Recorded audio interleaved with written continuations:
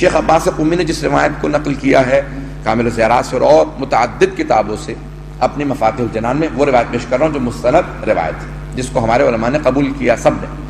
وہ کہتے ہیں کہ شیخ عباس قمی کہتے ہیں جو بھی یوم عرفہ 9 ذی الحجہ کو سید الشہداء کی میدان کربلا میں زیارت کرے اسے 1000 حج، 1000 عمرے اور 1000 جہاد رسول خدا کے ساتھ کرنے کا ثواب ملے گا۔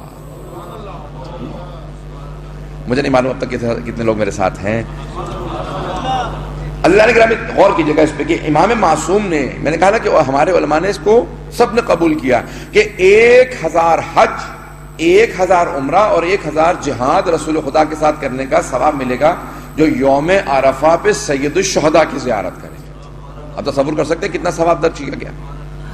اب یہ اتنا ثواب جو ہمارے علماء نے لکھا ہے، اتنا جو نقل کیا گیا، اس سے پہلے کہ میں تشریح کروں ان جملوں کی جو امام نے پیش کیے ہیں، کس انداز سے سلام کیا، یہ اتنا ثواب ذکر کیا گیا، اتنا ہی ثواب کیوں دیا گیا؟ آج ذرا میں 2 جواب پیش کرنا چاہتا ہوں۔ اگر پہلا جواب آپ کے دل کو لگے گا تو انشاءاللہ تعالیٰ آپ لوگ اس میں بولیں گے اور مجھے یقین ہو جائے گا، پھر میں دوسرا جواب پیش نہیں کروں گا اور میں پھر اگلے مطلب پہ چلا جاؤں گا۔ لیکن اگر محسوس ہوا کہ دوسرے جواب کی ضرورت ہے پھر میں دوسرا جواب پیش کروں گا۔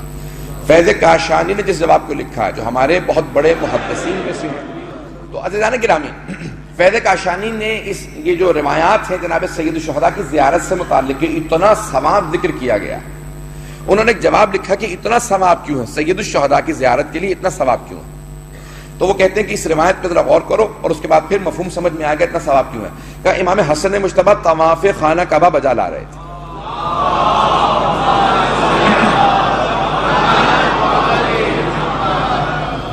طواف کر رہے تھے خانہ کعبہ کا، حج کا یا عمرے کا طواف تھا اور سارے کے سارے حاجی ساتھ میں تھے۔ ابھی حج سے پہلے کا عمرہ تمتع ہے، یہ حج کا طواف ہے۔ بہرحال اب سب طواف کر رہے ہیں، سارے صحابہ ہیں، تابعین ہیں اور نواسہ رسول ہیں، طواف کر رہے ہیں۔ اچانک ایک آدمی آتا ہے اور آ کے آواز دیتا ہے، کہتا ہے کہ کوئی ہے جو راہ خدا میں مجھے کھانا کھلا دے، ہے کوئی جو راہ خدا میں مجھے نیا لباس دلا دے، ہے کوئی جو راہ خدا میں مجھے نالین دلا دے، میرے پاس جوتے نہیں۔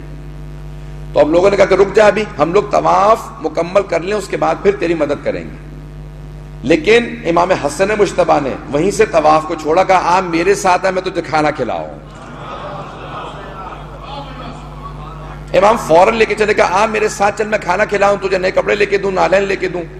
امام نے اسے کھانا کھلایا، نئے کپڑے لے کے دیے اور اس کو نالین لے کے دیے۔ جیسے واپس آئے تو اب وہ سارے صحابہ، تابعین کا مجمع، تبع تابعین، وہ سب کے سب امام پہ حملہ آور ہوئے اور کہا کہ آپ نواسہ رسول ہو کے طواف کو چھوڑ کے چلے گئے، آیا طواف کا ثواب زیادہ ہے یا اس کے کھانا کھلانے کا ثواب زیادہ تھا؟ آپ نے طواف توڑ دیا، آپ نے طواف چھوڑ دیا، خانہ خدا کا طواف تھا، آپ طواف بجا لا رہے تھے، آپ طواف چھوڑ کے چلے گئے اس فقیر کو، اس جاہل کو، اس گنوار کو کھانا کھلانے کے لیے جس کے پاس نہ لباس تھا نہ جوتے تھے، بھوکا آدمی تھا۔ اس آدمی کو بھوکے کو بعد میں کھانا کھلایا جا سکتا تھا۔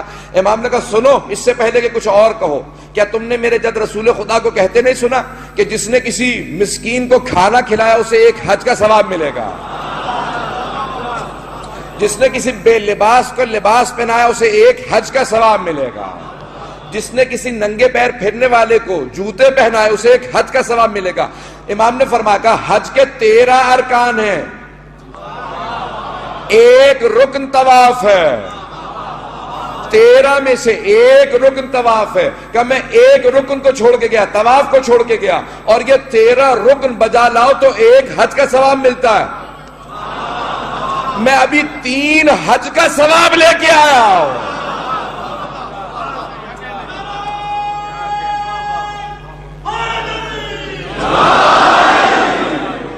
اور فرما رہے ہیں سیدھانے کی رائے، امام نے کہا اس بھوکے کو کھانا کھلانے سے مجھے 1 حج کا ثواب ملا، اسے نالین پہنانے سے 1 حج کا ثواب ملا، اسے نیا لباس دلانے سے 1 حج کا ثواب ملا۔ کہا میں نے 1 طواف چھوڑا، 3 حج کا ثواب واپس لے کے آیا۔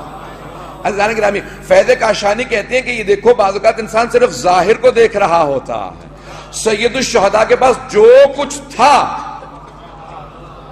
اگر پہنچا پا رہا ہوں، سید الشہداء کے پاس جو کچھ تھا، کہ پروردگارہ میں نے تجھ پہ قربان کر دیا، کیونکہ میں نے دیکھا یہ دنیا فانی ہے، تو کیوں نہ میں فنا فی اللہ ہو جاؤں، کیوں نہ میں اللہ میں فنا ہو جاؤں۔ اب جب تک خدائی رہے گی تب تک حسینیت رہے گی۔